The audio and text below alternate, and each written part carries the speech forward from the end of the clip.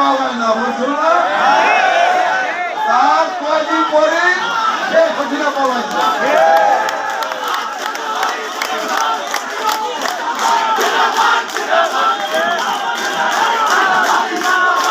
ভাবতে পারে না, একটু একটু আসতে আমরা আসতে পারে না, একটু আসতে আমরা এসে যাবো সংসদে একটু কথা বলি। আমরা দীর্ঘ 17 বছর রাজপথে লড়াই করেছি। বিএনপি রাজপথে লড়াই করেছে, আন্দোলন করেছে, সংগ্রাম করেছে, জেলে গিয়েছে, খুন হয়েছে, বাড়ি ছাড়া হয়েছে, ঘর ছাড়া হয়েছে, পরিবার ছাড়া হয়েছে।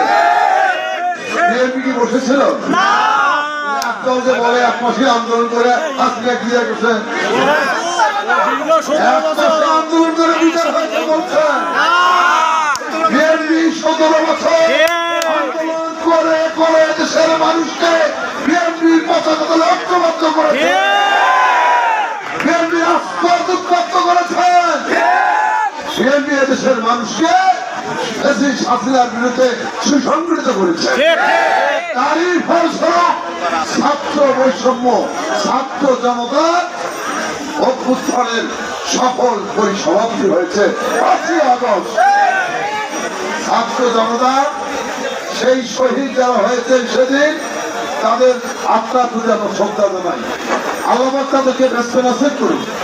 যারা এখনো আহত রয়েছেন, বিএনপি ছিল বিএনপি, তার মধ্যে একটি